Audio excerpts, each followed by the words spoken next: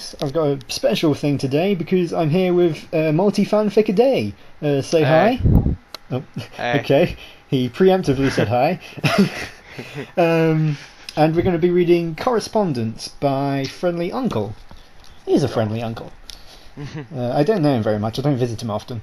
But so yeah, we're going to start this. Multifanficaday is going to do the voice, and I'm going to do the narration. So yeah, we're going to see how this goes.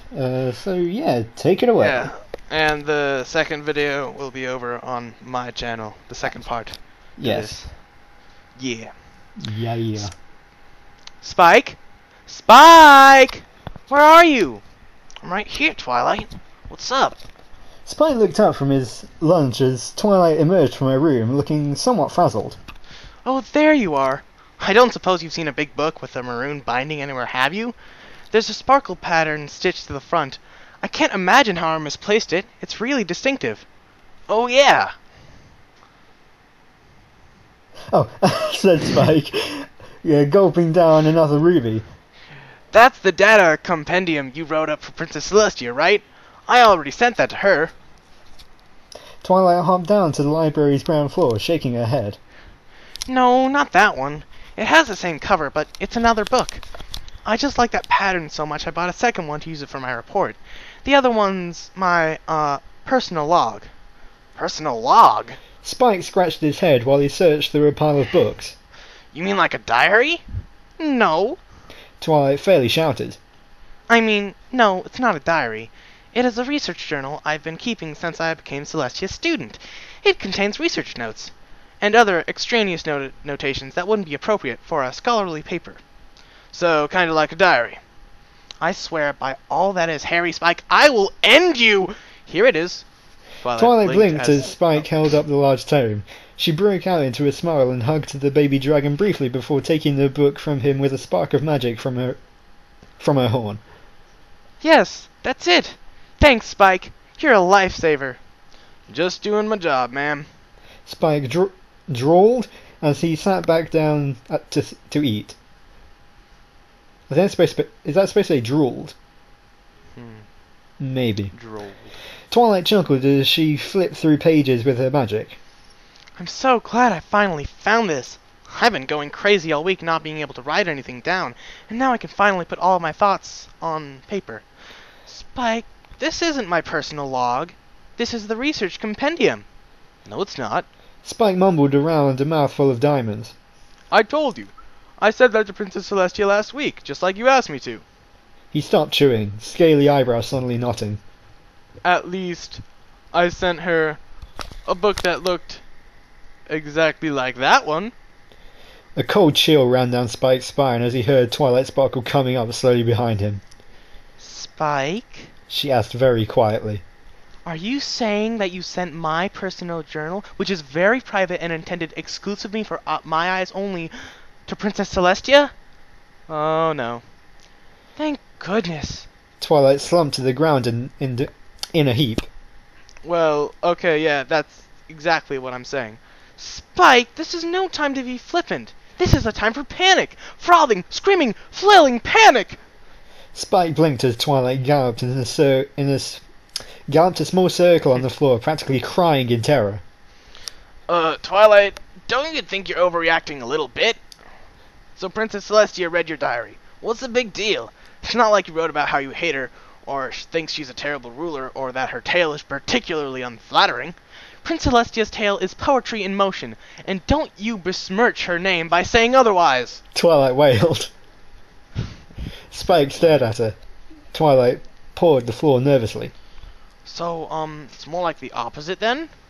Twilight's face achieved a darker shade of purple. Spike sighed. How bad? Poetry, she mumbled. Spike did his level best not to laugh.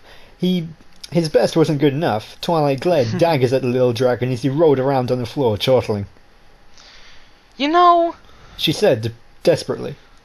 I'm probably just blowing this all out of proportion. I mean, this is Princess Celestia we're talking about. She's not going to read a few pages of my journal and then go through the whole thing.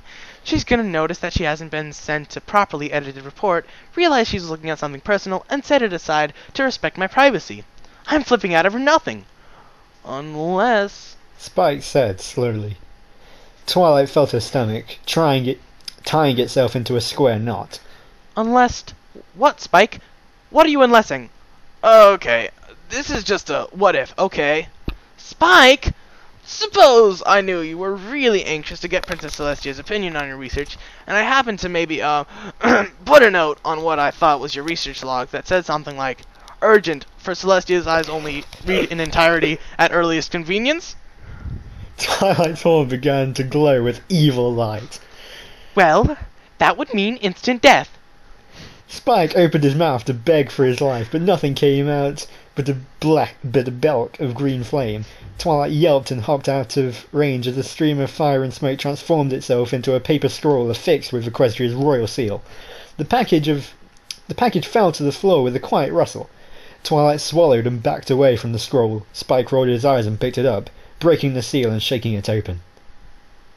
Relax, Twilight. This is probably just Princess Celestia writing to tell you she knows she got the wrong book. My dearest faithful student, Twilight Sparkle, it has been far too long since we have had a chance to converse in person, and the battle against the Paris Sprites in Philadelphia has left me in need of a few days' rest.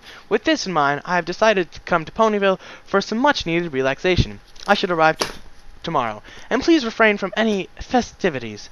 I wish only to spend a few quiet days with my favorite student. We have such a lot to talk about after all. Signed, Princess Celestia of Equestria. Rarity tissed as Pinkie Pie wiggled again, ruining the careful work she was doing pinning the fabric of the spastic Earth Pony's outfit.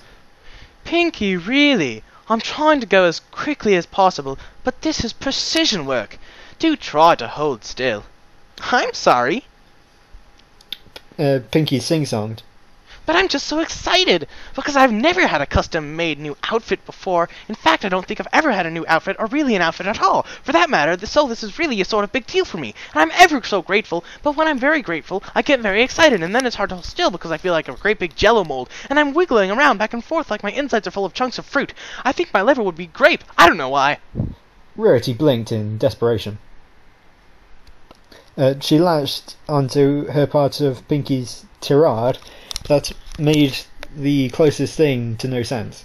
Oh, to sense. You've never worn an outfit before? Ever? Nope, said Pinkie, grinning. I'm naked. That's not the sort of thing you should really be going around shouting, dear. The door to Rarity's boutique burst open. Rarity and Pinkie Pie turned in surprise as Spike rushed in, panting for breath and eyes wide with fear. Rarity! He yelled. Come quick! I think I killed Twilight! And she's been like this ever since. Spike finished explaining as he led Rarity and an only partially nude Pinkie into the library. Twilight Sparkle was standing in the middle of a room, perfectly still and silent, staring, unblinking and nothing in particular, mouth hanging open in an expression of absolute horror. My goodness, said Rarity. The poor thing looks like a filly who's just been told there's no such thing as saddle claws. What do we do? Asked Spike. If the princess comes and finds out I broke Twilight, she'll give me her, I'm not angry, I'm just disappointed. Look, the last time she gave some pony that look, the guards all manured themselves. Now just calm down, darling. No pony's giving you any looks. Rarity soothed the frantic dragon. She's in some kind of mild shock, that's all. So we have to bring her out of it. But we have to be absolutely gentle. Slowly and softly. That's the key. While Rarity was talking, Pinkie Pie trotted over to Twilight and stuck her tongue in the frozen unicorn's ear. Pinkie Pie watched excitedly as Twilight shot straight into the air, eyes still on the unicorn. She reached out of frame with one hoof and snagged a pillow, placing it expertly underneath Twilight's hurtling body as she crashed to the floor. Twilight made a small pained noise and assumed the fetal position. Or, I suppose we could do it that way, grasped Rarity. When Twilight didn't get up, Rarity and Pinkie leaned down to make sure she hadn't been seriously injured by the fall. Twilight was hugging herself tightly and staring at the wall, face scrunched up with the effort of not bursting into tears. Rarity frowned and placed what she hoped was a comforting hoof on the other unicorn's shoulder. There now, Twilight. I'm sure it's not all that dire. Not all that dire? Twilight leaped to her feet. Oh, shit. Damn it! Twilight leaped to her feet, flailing with her forelegs. Of course it's dire! This is as dire as it's possible to be. Princess Celestia is coming to talk to me, and she's read my journal. She knows everything. She's read the poetry. She's read the list of places I want to take her out on dates to. She's seen the diagrams of all the different ways I want to make love to her. She's seen my speculation on what kind of children our genetics would create. She thinks I'm nuts. She thinks I'm sick in the brain. Well, I know all that stuff too, and I don't think you're sick in the brain. Chirped Pinky. Princess Celestia is really nice. I'm sure she won't hold any of that against you. That's the worst part. Twilight sobbed. Rarity, Pinky and Spike all looked at one another quizzically, and then back to Twilight. Afraid we don't quite follow, darling, said Rarity. Princess Celestia will understand. She'll be so understanding, she won't say any of the horrible things I know she thinks of me, or tell me how unworthy I am of it. She'll be nice. She's gonna let me down gently. And I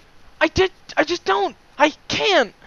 Twilight started crying so hard that she was no longer capable of speech, and Rarity quickly trotted over to lend her a shoulder. There, dear. It's going to be all right.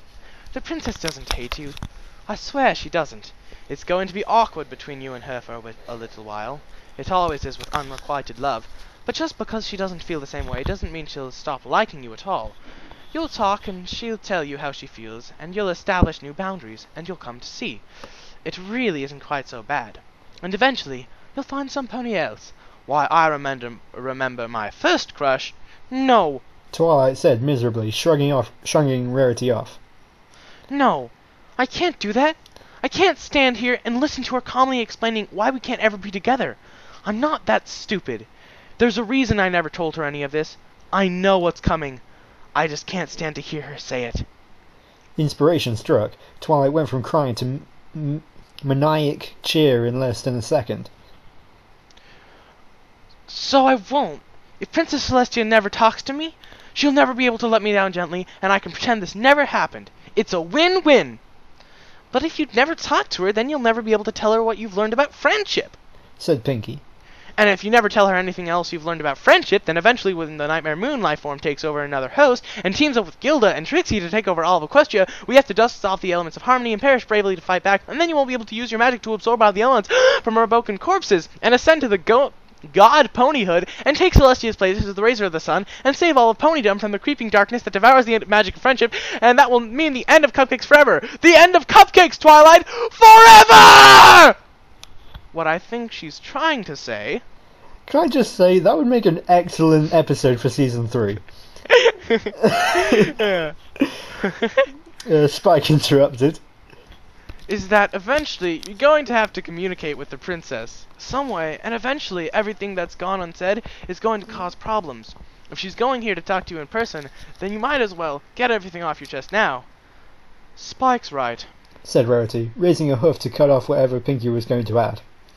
If only for your own peace of mind, Twilight, you have to pony up and talk to Celestia. Twilight didn't stop grinning.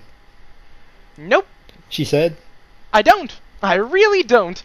In fact, that is exactly the opposite of what I'm going to do. Oh, she's coming here expressively to talk about you, darling, said Rarity. Exactly what are you going to do about that? Hide! Before any of the others could react, Twilight lit up her horn with magical power and disappeared in a flash of light. Very strategic. Don't tell your enemy what you're gonna do. You just go away. Oh dear, said Rarity. We'd better find her. There's no telling what she'll do to herself in this state. And then what will we do about the burritos? Pinky wailed. I believe that's the agreed cut-off point. Yes, that is the agreed cut-off point. How magical! So, you guys can meander on over to my channel where I do fanfiction reads every day. I ain't no Azka here. I ain't lazy. I will get off my lazy ass. Well, not lazy ass. And then I will do a fanfiction read, and I do quite a lot of them. I, on the other hand, am relatively lazy. I'm literally procrastinating from reading. But, yeah. Yes, thank you for listening. I hope you've enjoyed the first part of this. Like multifanficaday said, the next part will be on his channel. I'll put a link to that in the description. Have we said everything? I think so. We should just like keep talking though. Hey! No, because then this will probably get taken down too, like it did on FAM fiction. Yeah. See, what I do is I have my outros be really long, like the intros, because that's how I make up for the intros being really short. Yeah. I just talk about whatever happened. Today my mom died. Whoops. But I say it at the end, not the beginning. Gotta say. My outros are never really that long. Like, I literally just say, I think I've said everything I want to say, and then I just do the quick outro thing. Sometimes I'll repeat it because I've forgotten that I've already said it. But yes, anyway, I think that's enough outroing. Keep on spreading the magic of friendship, and I'll see you next time. Yeah. Whoa. Yeah.